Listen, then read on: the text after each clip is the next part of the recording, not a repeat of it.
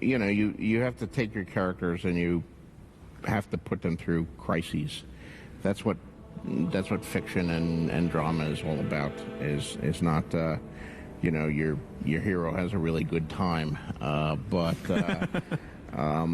things have to happen that cause the characters to question who they are and what their place in the world is and what the meaning of it all is, to go through the dark nights of the soul and times of fear and terror and.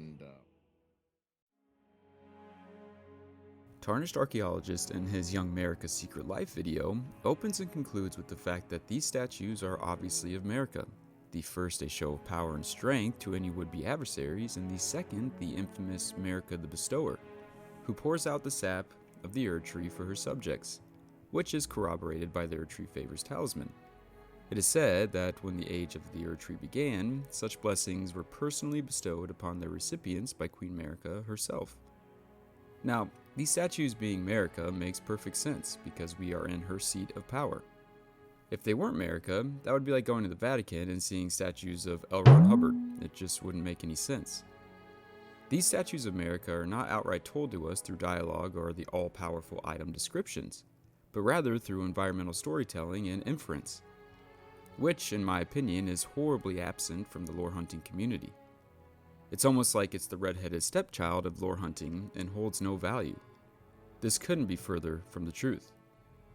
For example, on this channel we were able to accurately predict the existence of Mesmer long before the DLC was even announced.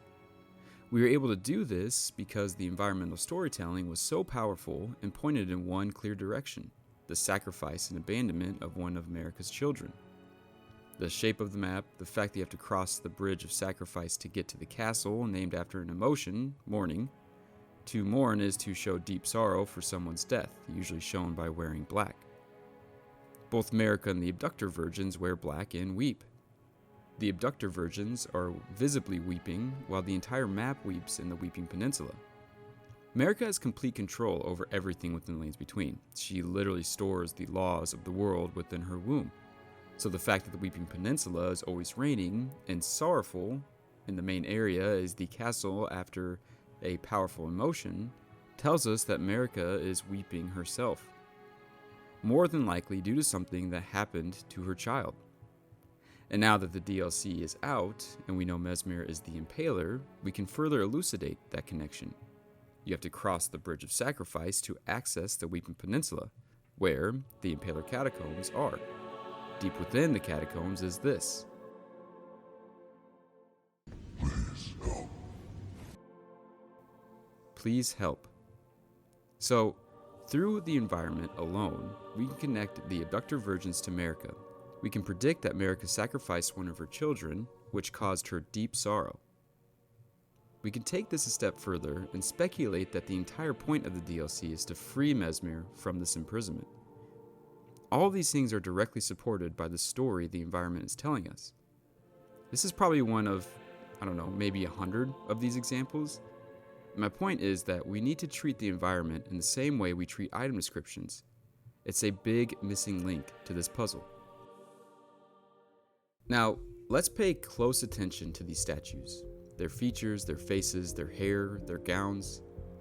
They don't line up with Marika's current statues, as they seem to resemble a younger Marika. However, if these are Marika, which they undoubtedly are, then this too is Marika, found way in the ancient past. And if all of those are Marika, then without question, this is also Marika. The similarities between these statues and their features are unarguable. Unless the deity in every civilization prior randomly had the same exact features as Marika, then Marika is way older than we think. I think it's much more likely that these statues are meant to represent the same person, compared to representing different people that all share the same features. I have been arguing that this little girl has to be Marika because it's the only thing that makes sense. The story of Marika's life, the statue, and the Elden Ring depicted above all tell the same story.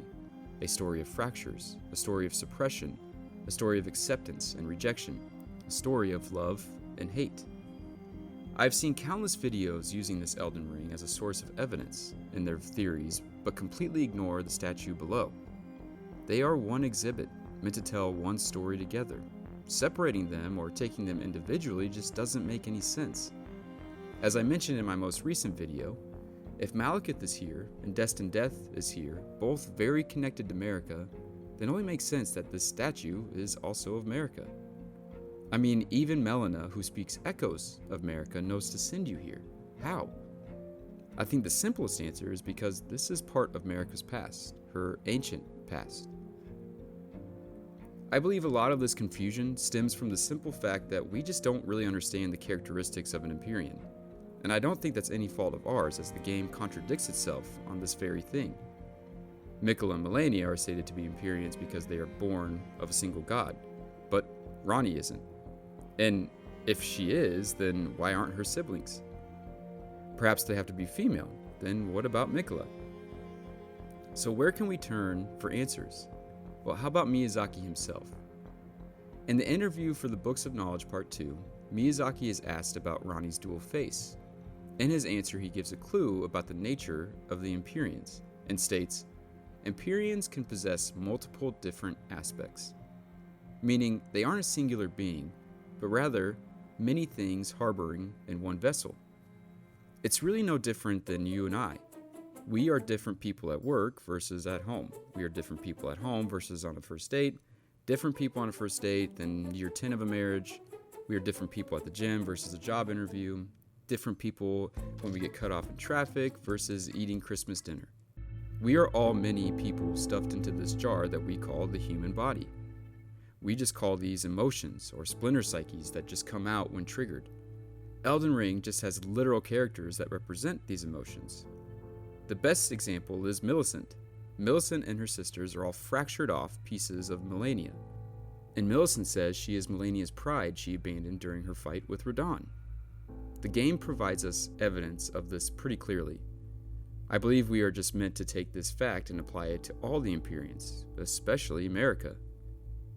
I don't think it's coincidence that Melania fractures into 4 aspects, being represented by Millicent and her sisters. There are 4 butterflies, the Golden Order seal, the Erdtree seal, and the Golden Order road has 4 interlocked circles as its symbol, or that the characters that have ascended have 4 arms. I think it's possible that each Empyrean has 4 different aspects of themselves, but that is total speculation at this point and not really the purpose of this video. That being said, I do think it's significant. In this video, we will be telling the story of how Marika is this ancient, and why she is seen as far back as Farum Azula, and why she is the god Placidusax is waiting to return. It all boils down to this moment in the creation of gold and shadow, and the importance of the meaning behind the lands between. I do agree that the literal meaning behind the lands between might be the fact that it sits between 2 rivers. I have no issues with that and think it makes perfect sense. Well, sort of. I think it makes perfect sense in a very literal sense, as in our reality. But we are inhabiting a video game world, a mythical and mystical world where we have to cross a metaphorical sea of fog with gods, dragons, a shadow realm being suppressed by veils.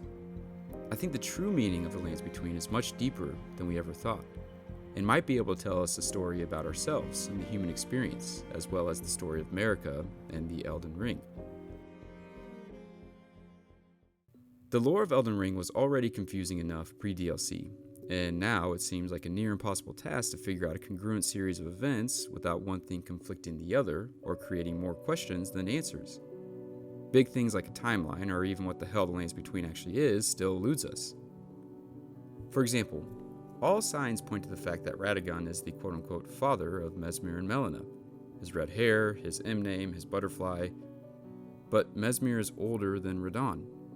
The only logical conclusion is that Marika and Radagon were unified at some point in ancient history, had children separated, reconjoined, and then had more children, Miquella and Melania. But Miquella seems ancient himself. I mean, he talks of the beginning. How would he know about this event? Miquella also knows about the secret rite ritual, which is hidden in the Shadowlands. However, he puts his plans into place long before he gets to the Shadowlands. Another reason to assume he is much older than we originally thought. Again, the only way he would know what to do with Mohg's body and Radahn's soul is if he saw it before. We play the game in a linear way, but I don't believe that's the reality of the events. We only know that Miquella and Melania are the children of Marika and Radagon, but it doesn't say when they were born, unless I'm forgetting something, which is very possible. So, what if Miquella, Melania, Mesmer, and Melina are the children of Marika and Radagon prior to their split? What does that mean for the timeline as a whole? Another odd thing to me is, why are there statues of a royal family in Farum Azula? We know that the time before the Erd Tree was ruled by dragons and beastmen, presumably way before human beings. But then, out of nowhere, we see a family and a child holding an orb. And not just any family, but a royal family. I'd find it hard to believe that there would be no gap between beastmen and a very aristocratic and evolved royal family. Eventually, that little child is found kneeling, praying with 3 wolves surrounding her, and right above her is this ancient Elden Ring. To me, this statue is the single most underrated and underinvestigated part of Elden Ring. To me, it illustrates the most important moment of Marika's life. As a side note, Da Vinci seems to have much more influence on this game than I originally thought. One of his most famous paintings is the Salvator Mundi, or Savior of the World. This painting depicts Jesus Christ with an orb in his left hand, signaling his role as Savior of the world and Master of the cosmos, and represents the crystalline sphere of the heavens. This, coupled with the real-life inspiration, the Virgin of Paris, a statue of the Virgin Mary and Jesus, I believe this little child is meant to be the coming savior of this world, the god of this world. I know a lot of you will say this is just a reused asset from Bloodborne, so it holds no importance. But why? Do we really expect FromSoft to remake a very generic statue of a family? If they are just trying to tell us that an important child is being born here, why waste resources on an already perfectly good asset? And if you give no importance to that statue, then you can't give any importance to this statue, again, unless you are not connecting them, which I would find very strange. We know that Marika sealed her shadowbound beast Malekith here, perhaps the same betrayal we hear about in the DLC trailer. And we know Malekith is sealing away this forbidden shadow of the Golden Order, destined death. So we have, in the ancient past, a young girl praying with the Elden Ring right above her. We also have Malekith, Marika's half-brother and shadowbound beast, here, sealing away the shadow of the Golden Order. So, we have the personal shadow of Marika, plus the forbidden shadow of the Golden Order, way in the ancient past. At this point, death is removed not only for the Elden Ring, but also the lands between. When death gets removed, it seems to fracture the world into the lands between and the Shadowlands, a land of life and order, and a land of death and chaos. However, those two things are also personified in Marika and the Glomide Queen, as well as Great Runes. So we have a single event being told to us in a multitude of ways. We have Malekith sealing death within himself, we have the removal of death from the Elden Ring, and we have the lands fractured into life, which is bathed in rays of gold, and death, which is suppressed in the shadows. So if the Elden Ring was once whole and complete with both life and death, but then fractured, and we have a once unified land that is now fractured into lands of life and death, would it be fair to assume that the same thing happens on a personal level? A once unified great being now fractured into two things? We also know that Placidusix is waiting for his god to return, meaning that somebody left and hasn't come back. All of these events, but nobody is connecting all that information back to its source, Marika. This little girl has to be Marika, the savior and god of the lands between. How else would we explain why all these events are here? How would Melina, who shares echoes of Marika, know to send you here? The only logical answer is that Marika is ancient, like ancient, like from the beginning, ancient. I know this is jarring to many of you, but if this is Marika, who is clearly the entity worshipped in the ancient Ra ruins, and all signs point to this civilization being the creators of the Divine Towers, perhaps the very first structures made in the Lands Between, as evidenced by the paintings found in Stormvale, then that means that Marika was involved in the earliest creations of the Lands Between. So, how far back does she go? Well, it would seem all the way back to the beginning. Why would Malekith be here if his sealing of destined death didn't match up with the story being told by the environment? We know that it is the sealing of destined death that started the Golden Order. We know that Marika's entire age is about life and order, a split from the chaotic crucible, which she clearly despises. I don't think it's coincidence that Malekith is here sealing destined death. We see the Elden Ring emerging out of the roots, or the crucible. Well, thanks to the amazing content creator, Nameless Singer Elden Ring, we can also date the Golden Road all the way back to Farum civilization. We have talked about this Golden Road before, but I only looked at the symbol on the tiles themselves, not the archaeology surrounding it. Essentially, my view on the Golden Road is that it symbolizes wholeness, because every circle is equidistant from the middle and all interlacing, unlike the current version of the Elden Ring. If we look at the current version of the Elden Ring, we see the bottom ring has moved up right underneath the top rune, almost as if it's in its shadow. Recall earlier when I mentioned the possibility that Imperions are made up of 4 aspects. I believe this road is the literal path to wholeness, a road back to where it all started, pre-fractures. Nameless Singer, without knowing it, helped forge my idea on Marika's ancient past. She connected the 4 equal rings to the ancient Elden Ring found in Farum Azula, as you can see here, and believes that the road was built by this civilization, which would be older than the civilization of Ra. Now, because all roads lead back to Leyndell, she also connects Farum Azula to Leyndell. She does a much better job of explaining, so please go watch her amazing videos.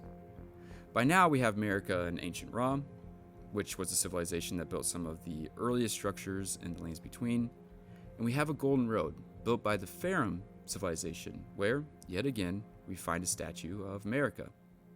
I have one more interesting connection between Farum Azula and Leyndell, and I have talked ad nauseum about how the map is a human body and has tons of anatomy of the human body hidden within. One of these pieces of anatomy, not so hidden in my opinion, is the human brain found right here in Leyndell. The likeness is unmistakable. This body of water is unique. It's a different shade of blue, has ripples that look identical to gray matter.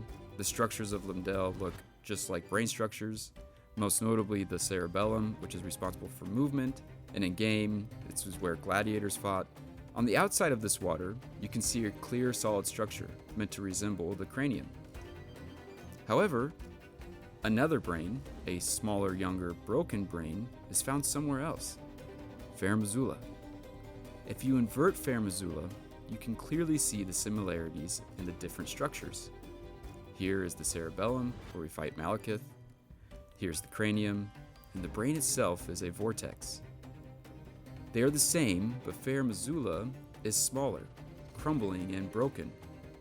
More on this later, but I don't think it's coincidence that we see a young girl here and the adult version here.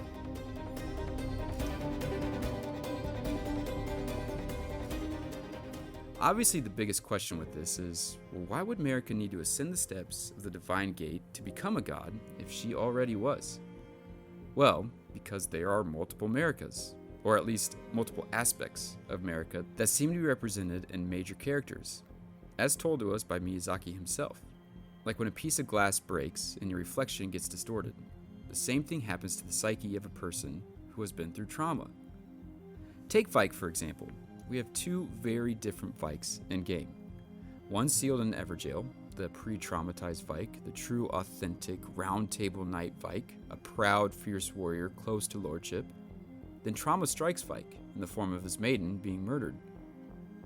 And what we see is the birth of frenzied Vike, the post-traumatized Vike, ruling in his stead as a sort of distorted version, while the real Vike, the original Vike, is sealed in an Everjail. There's not actually 2 physically different Vikes, but rather 2 different psychological Vikes, 2 aspects. The story of Vike is a perfect parallel to Marika's story, where her true, authentic, pre-traumatized self is locked away in an Everjail, while a different, more tyrannical version of her split psyche is now free in the world and in charge. This is what Miquella represents, Marika's pre-traumatized, true, authentic self, her inner god, her inner child. The real god Placidusix is waiting to return. A lord will usher in a god's return, and the lord's soul will require a vessel. The word return in this item is strange, isn't it? It doesn't say a new god or just a god. No, they put in a god's return as a clue. There's only one God that we know who has fled and whose Lord is waiting to return. We are all born as what psychologists refer to as our inner God. It's the same thing as our inner child, our true, authentic sense of self. It's who we were meant to be. It's our original sense of wholeness. The aim of psychological growth is to develop and one day return to this sense of inner God and inner child, but coupled with the wisdom we have gained throughout our lives. And that's exactly what Miquella represents. He is Marika's true, authentic self, her inner God, her inner child. The child waiting to return to godhood. The child who has been hidden and sealed for far too long. One who has observed the world and its pain its inhabitants are in. We only need to look as far as the minor Erdtree incantation. Only the kindness of gold without order. This was Marika's final act as her true, authentic self. A kind and gentle healer using unalloyed gold. Miquella the Kind is only concerned with unalloyed gold and healing others. It's his entire quest. Miquella and Marika are one and the same, just very different versions of the original, just like Vike. You can think of a person's psychological life through the lens of the Golden Order fundamentalist and their laws of causality and regression. We, as individuals, including Marika, are born as one whole thing. And as we grow and develop, certain parts of ourselves get fractured off and sealed away. At some point, we reverse this process and begin to reassimilate all of those once fractured aspects, brought back into the original vessel. The human psyche is just another version of the one great. How do we make sense out of any of this? A fantasy world of dragons, demigods, outer gods, shadows, and more. It's actually quite simple. It's not easy, but it is simple. This game, the entire main thread of lore for Elden Ring, in my opinion, is a character study, more specifically a psychological profile of none other than Marika herself. We know George R. R. Martin wrote the story of Elden Ring, and he says himself the only thing worth writing about is a human heart in conflict with itself. The rest is just set dressing. You know, I've always taken as my mantra the William Faulkner's words in his Nobel Prize acceptance speech, where he said, the human heart in conflict with itself is the only thing worth writing about. I think that's true of all fiction, of literary fiction, such as Faulkner wrote, but also of science fiction and fantasy and historical novels and nurse novels and whatever. I mean, if you have real characters grappling with real problems, the human heart in conflict with itself, doesn't matter if it's in a castle or a spaceship or whatever. If you have that, then you have power, and if you don't, then you don't. And what we are witnessing in game is the inner world of a trauma victim working through her baggage, brought to the big screen. And before you comment that this is crazy, just go play Bloodborne. Many of the side stories within Elden Ring are trying to get us to see this. When Edgar loses his daughter, he turns from a once proud man to a fractured man, capable of vengeance, madness, and eating human flesh. Now, we only see the outer version of his story, but trust me, his inner world is a full epic novel all on its own. The entire story of Elden Ring could have been about Edgar and his internal world after losing his daughter, where, after uncovering the horrors of his reality, the ending he chose was the frenzied flame ending, turning into an agent of chaos, a pretty common result of such trauma. The endings are just choices we can make for how, after truly understanding the story, we choose to move forward. Now that we understand Marika's past, we can pull on that psychological thread and unravel the mysteries of Elden Ring.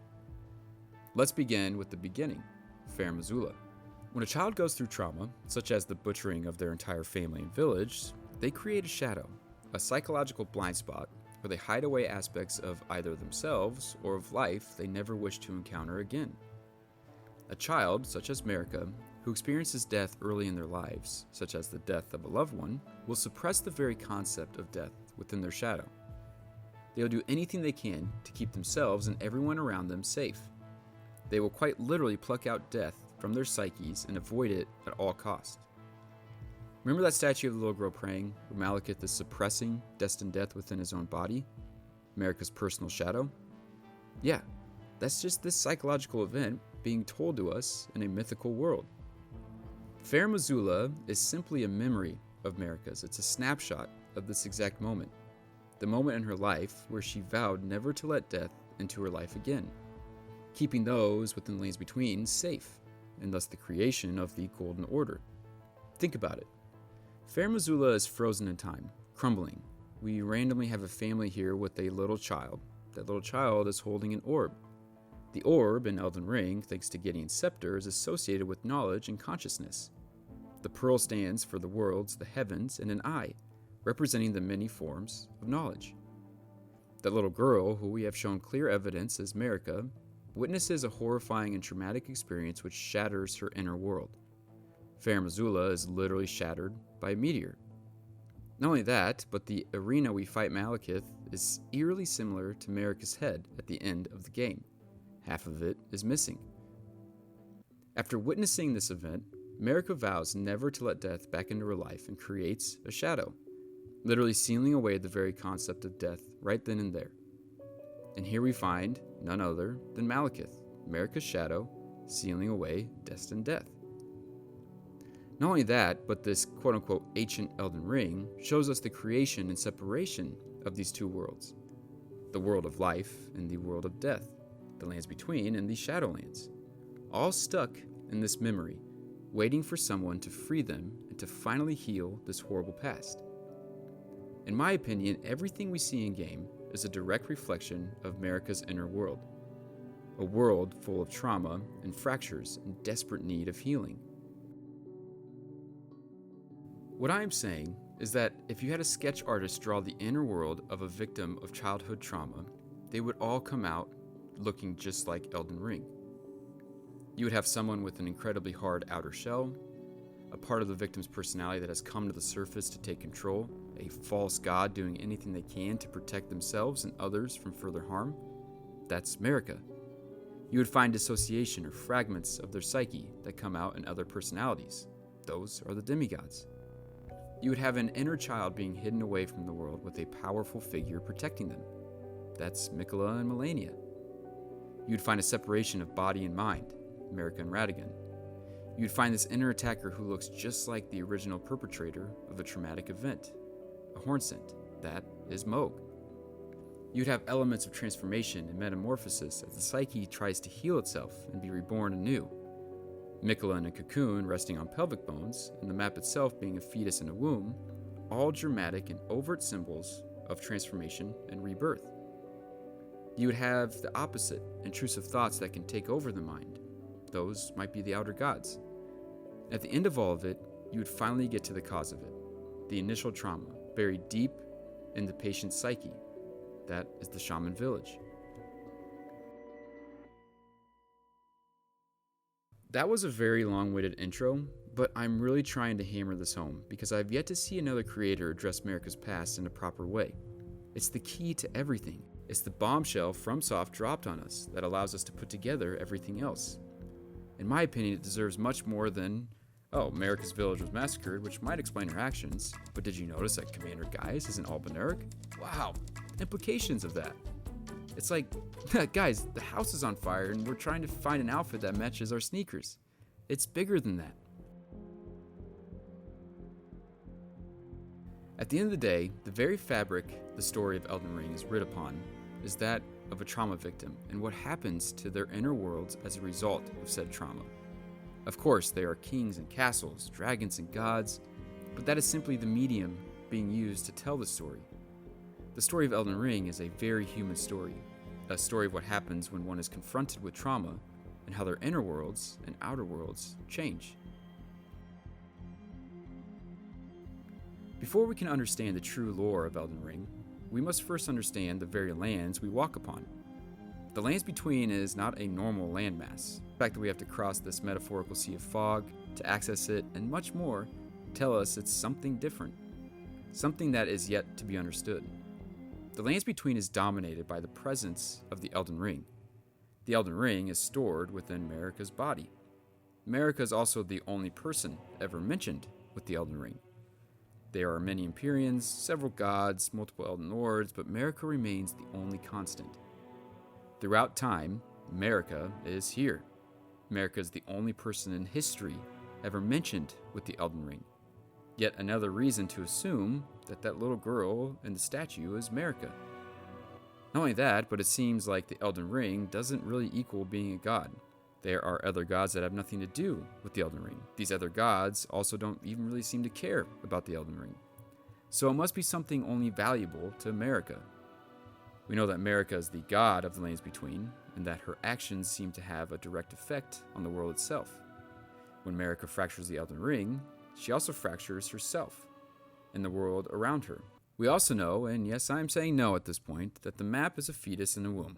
I mean, just look at the damn thing and the themes of the game. Every aspect of this game is about human development and metamorphosis.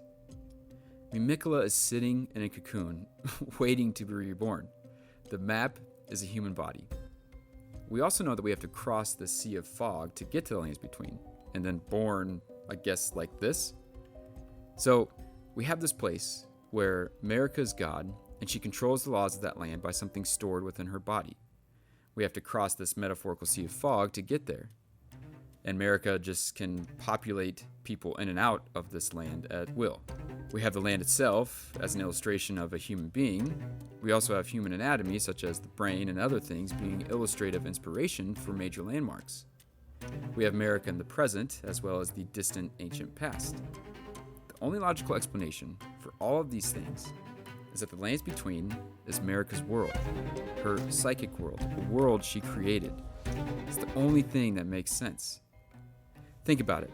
If Marika committed this horrible trespass upon the Greater Will and Two Fingers, which, for the record, no one has any idea what those two things are, so using them in an argument, just echoing item descriptions like, "Nah, brah, this game makes it clear the Greater Will sent a golden star bearing a beast to the Lands Between, which later become the Elden Ring." That makes no fucking sense. We all just act like it's normal. nobody knows what that means. If I asked you what the Greater Will is, what would you say? If I asked you what the Elden Beast is, what would you say? Anyways, if Marika really committed this horrible act against the Greater Will, then why would they allow her to continue housing the most powerful and precious item in the universe? If they really had the ability to wound her and trap her inside the Erd Tree, why the hell would they allow her to keep the keys to the castle? If the Greater Will can quote-unquote give Marika the Elden Ring, it can certainly take it away. I mean, all the Nox did was provoke the Greater Will, and their entire culture got banished underground for eternity. Are we really assuming that if Marika smashed the Elden Ring, her punishment would just be, you can keep the damn thing. Then on top of that, the Greater Will would just straight up leave? Just doesn't care. That would be like if prison got taken over by an inmate and the warden was like, oh man, but I've had these tickets for Disney World for years. I'm out of here. You guys can keep the prison. Nothing adds up. The Greater Will doesn't seem to give a flying fart about anything. So punishing Marika and then leaving for good without any resolution just doesn't add up. If the Greater Will is going to take the time and effort to punish her, it's clearly going to stick around and make sure that nothing else happens to this incredibly powerful artifact. Again, that would be like allowing Thanos to keep the Infinity Stones after he killed half the people. Like the Avengers are going to go in there, rough them up just a little bit, and then just peace out without the stones. Just let him keep it. So, what exactly is the Lands Between? When children like Marika go through serious trauma, they create what is referred to as this mythopoetic world. Another common term for this place is the reality of the psyche. When a child's psyche goes through trauma, a new world is literally created within their minds, a fantasy world, a world they can retreat into to hide from the horrors of their own reality.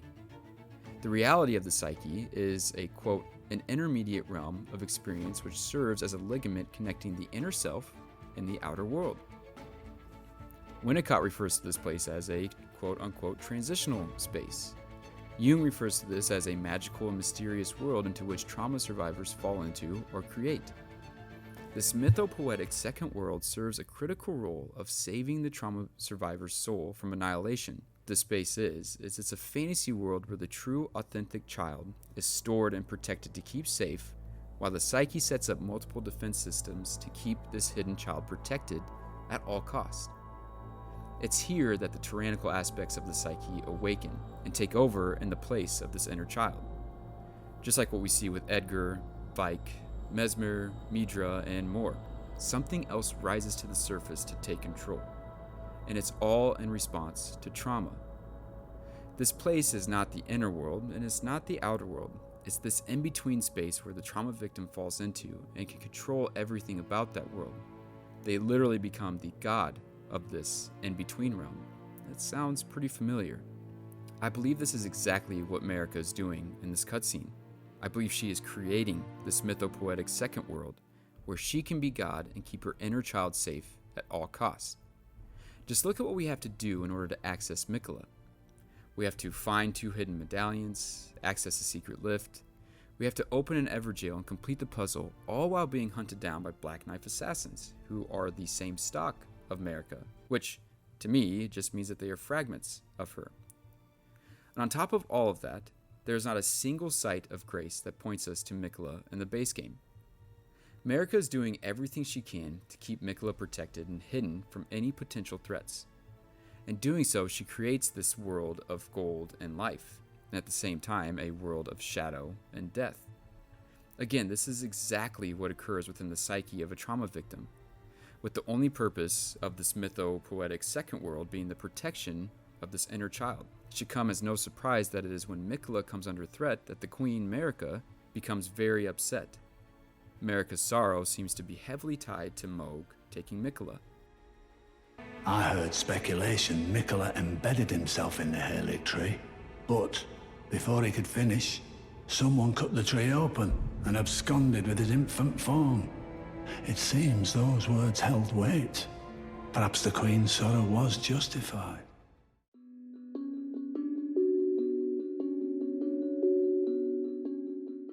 What you are seeing on your screen is a whalebone carving from Inuit cultures meant to represent these 2 worlds, the inner or psychic world and the outer world. It was important in their cultures because they believed that shamans could interact with these 2 worlds and heal them, like they would come back from the second world and have some sort of wisdom that could heal their reality. Quote, "With one eye closed, focused on the inner world of dreams and the mythopoetic images of the imagination, and one eye open, focused outwardly on the harder edges of material reality, including the realities of human relationship, it gives dramatic expression to the 2 worlds that I feel must be kept in view if a genuine and compelling human story of trauma is to be told." FromSoft was trying to get us to see this story of human trauma since day one. Every side story, every artistic decision, every item description is filled with stories of trauma. And on top of all that, they literally show us these 2 worlds through the faces of the Imperions from the very beginning. Quote, "The world we see through the inward-looking eye is less familiar, invisible to outer sight, and yet is no less real. More mysterious, perhaps. The idea of a second spiritual world lying alongside our ordinary material reality is not widely accepted in scientific circles, and yet is as old as the human race. Primal peoples all over the world have experienced the sporadic intrusion of higher spiritual powers in their lives, often manifested in unusual events or dreams. Certain individuals in these early traditional cultures experienced a visionary call or initiation into the mysteries of the spirit world and returned with special wisdom and healing powers to become shamans for their culture. The existence of 2 worlds was never in question for such Aboriginal people, and the shaman were perhaps the most important figure in tribal life, precisely because he or she could negotiate between the 2 worlds. It has even been suggested that it is the early shamans' experience of ecstasy that we should look for the origin of the idea that man is a duality of body and spirit. Within one single paragraph of this book, we get a visual of a human being with one eye opened and the other eye shut, meant to represent the inner world and outer worlds. We get history on shamans being the most important figures in their cultures because they can negotiate between these 2 worlds. We get that shamans were the first group of people to understand that man was dualistic in nature, comprised of both body and spirit. And this is all quote-unquote potentiated by early trauma. That single paragraph tells us so much more about Marika and the reality of the lands between than any lore video or item description has ever done. It tells us that because Marika is a shaman, she not only has healing powers, but can negotiate between these two worlds. It explains that Marika is dualistic. Yet again, due to her shaman heritage, she is split between body and spirit, explaining her connection with Radagon. It also tells us that Empyrean must be synonymous with shaman, as they too are dualistic in nature. Miko is specifically a term saved for female shamans, so it comes as no surprise that the Imperions are also female. I'm sure at this point many of you are asking about the ancient cultures and dynasties that existed within the lands between. If what I'm saying is correct, how could we see relics of these ancient cultures? Well, one possible answer is that it seems like Marika was present during these times. If it was the ancient Ra and Farum civilizations that built the first structures and we see Marika present, then it would seem that everything within the lands between is a collection of her personal experience. However, there is another explanation, the collective unconscious. Think of the structure of the psyche similar to that of the different strata of rocks that make up the earth. Under layers and layers of rock, we see these ancient relics and fossils, and without it directly affecting our personal psyche, these ancient cultures have a major contribution to the collective psyche. It's quite literally what the rest of the inner world is built from. Deep within the substrate of each of our psyches is this collective unconscious. Think of this collective unconscious as a collection of our ancient past as a species. It houses our ancestors and major events that would shape the world we live in today. This collective unconscious is like stored memories of our ancient past that we are not aware of, but that are very influential to how we act today. When we go deep underground, we literally walk through this collective unconscious. The deepest and most ancient part of this collective unconscious are the ancestral woods, where shamans are chanting and worshiping the practice of animism. From there, a clear and linear history unfolds, from the ancestral woods to the ancient dynasties of Ul and Ud, to the Nox and the Eternal Cities. All of them shape the course of history, but none of them have direct connections to the current world. These ancient cultures are literally what the lands between is built on. This is exactly how the individual psyche is constructed. Deep within the substrate of a human psyche dwells this ancient past, this collective unconscious. Again, just think of it like layers of rock that the modern world is built on. Fossils and relics of ancient cultures that shape our current world, but aren't necessarily part of our personal experience. It's a collection, bigger than the individual. This is why the Nox provoked the ire of the Greater Will, and not just Marika. Something they did affected the collection, not the personal. This event changed the course of history and thus changed how the individual psyche develops. A simple version of this idea is the following. When the leaves rustled in our ancient tribal communities, people ran. Not because of an individual experience, but because long ago, someone within that tribe was eaten by a leopard hiding in that brush. That event changed how the psyches developed of every single person after that event. Now, anytime the leaves rustle, fear strikes the psyche of that tribe because of what happened to their ancestors. That event is like a fingerprint left in the collective unconscious. Nobody needs to tell a young child of that tribe what to do if they hear a noise in the bushes. They instinctively know thanks to collective unconscious, deep within their psyches. If what I'm saying is correct, and the map is basically an illustration of Marika's personal development, then what would the Shadowlands represent? Well, the suppressing pillar makes it abundantly clear. It is the point in time where Marika literally suppressed the very concept of death, thus creating the land of the Erd Tree and the land of the Shadow Tree. Just like in the structure of the psyche, the conscious and unconscious are part of one whole thing, but then separated. The unconscious, or shadow, gets suppressed and hidden away while the ego consciousness gets bathed in rays of gold. Quote, "It is childhood trauma that is the bedrock of what exists in the shadow of the psyche." So if we have death being suppressed here, and we have Marika's childhood trauma being suppressed here, there is only one logical conclusion. The Shadowlands is Marika's literal psychological shadow. Here's a definition of the psychological shadow. Quote, "This is part of our unconscious mind that Jung believed to hold all the things about ourselves that we suppress, whether because they are evil, socially unacceptable, harmful to others, or detrimental to our own health." And here's a definition of a literal shadow. A dark area or shape produced by a body coming between rays of light and a surface. And here is what the suppressing pillar says. The very center of the lands between. All manner of death wash up here, only to be suppressed. And what is Malekith, Marika's shadow, suppressing within his body? Destined death, the very concept of death. Not only that, but the main thing Marika is hiding, where the veil is centered, is Mesmer. Something she's ashamed of and afraid of. Something terrifying and dangerous. Something she literally suppresses in a multitude of ways. Her great rune sealing, the base serpent, and the veil. Now, I'll leave it up to you to determine if the Shadowlands is a literal shadow cast by the Erd Tree, or is a psychological and metaphorical shadow of suppression. To me, the answer is clear. It's another example of the microcosm story of Malekith being told on the macrocosm scale of the Shadowlands. Both psychological shadows suppressing something incredibly important to the overall story of Marika and the lands between. By this point, we have Marika dating all the way back to Farum Azula. We have a map that looks just like a human body. We have features on the map that look identical to the human brain. We have Marika housing the very laws of this world within her own body, the only person ever mentioned with it as well. And finally, we have Shadowlands, where Marika is suppressing death, her childhood trauma, and a child who she feared. I hope with all of this evidence, we can start looking at the story of this game slightly differently. A singular human story of trauma and the effects it has on the psyche of a person. Now, one big argument to this theory is that this little girl isn't Marika, and if I haven't presented enough evidence to convince you, then here's one more.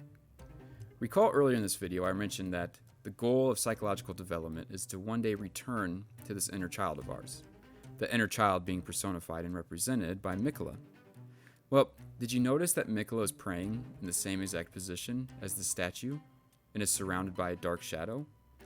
A direct reflection of this moment.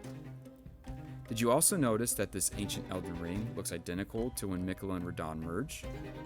Unless Miquella just went Super Saiyan 3, this moment is meant to illustrate this ancient Elden Ring, a return to this more whole and united form. Miquella does, after all, want to embrace the whole of it. If you watched part 1 of the series, I talked heavily about what occurs within the psyche of a trauma victim such as Marika. The main event that occurs is called dissociation, or fragmentation of the psyche. In simple terms, this takes a once unified whole psyche and splinters it into different complexes or splinter psyches, basically multiple personalities. Although these are fractures of the psyche, they are stored in the body as somatic experience. The word somatic simply refers to the body separated from the mind. And in many trauma victims, much of these horrible emotions associated with that experience are stored in the body. Take your own personal experience as an example. When you are terrified, that emotion probably comes in the form of a pit in your stomach. When you're happy, you probably feel it somewhere in your chest. When you're angry, somewhere else again. This is what is meant by somatic emotions. We also talked about how Radahn is the body of Marika, and Marika is the mind. Part of the self-care system that forms after trauma is the separation of body and mind.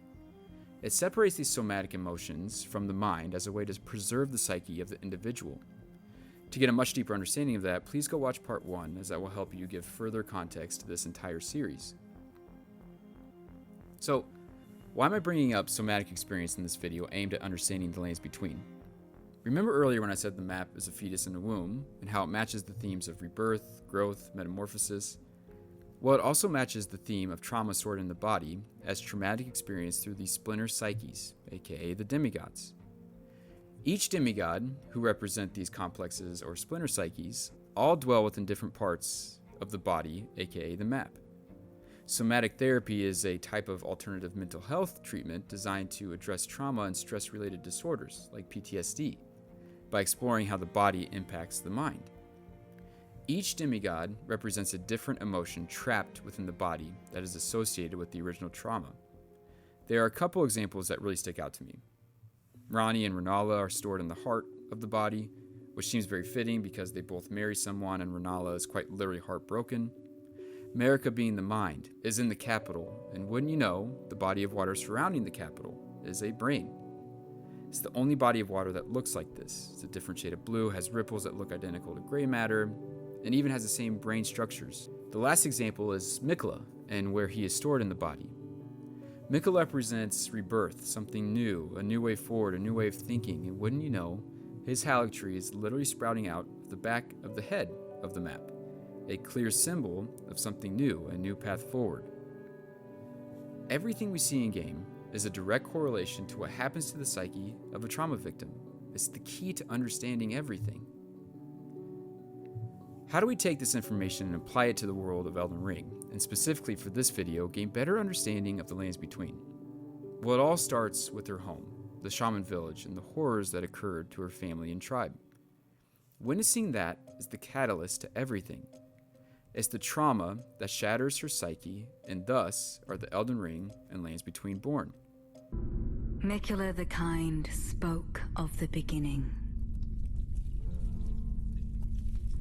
The seduction and the betrayal.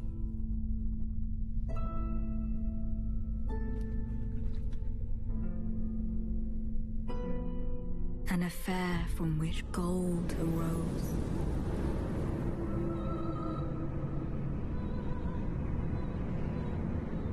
And so too was Shadow born. The aim of this video is to show what the Lands Between actually is, and the realities of the events taking place here. Although the Lands Between is a mythical world full of dragons and gods, it's actually a very human story of trauma, and the world created within the psyches of trauma victims. Marika, after witnessing such trauma, creates this world where she can be God and control everything, but most importantly, she needs to protect Miquella at all costs. In doing so, she creates a shadow world, where the original trauma lives and where death rules. And it isn't until she can confront this trauma and heal it that she can rediscover her true, authentic inner God, the God we are all born as, the God that will one day return. To conclude this video, let me quickly recap my thoughts in a linear fashion, as this content can be difficult to grasp all at once. I believe what we see in Elden Ring is this mythopoetic world created by Marika as a result of her trauma. I believe the Shadowlands is her inner world, where the things she would rather keep hidden and unknown remain secluded, a common defense mechanism in trauma victims. To get a thorough idea of these fragments, please go watch part 1. The entire point of this place is to heal and keep this inner child safe. The endings are all options presented to those facing pain of trauma. Turn to chaos, hurt others so they feel your pain, completely exit this world, remain fractured, or finally heal and embrace the whole of it. Now that we have a better understanding of what the Lands Between actually is, I think we can progress this series and nail down a timeline that makes sense. Stay tuned for the next video where I will prove that this is also Marika, and that the grandmother is actually the tree. A lot of the evidence for that theory has already been stated in this series. Can you take a guess?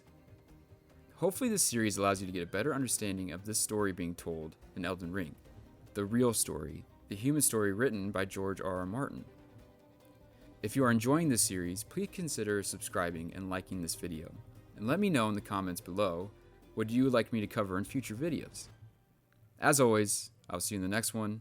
Much love.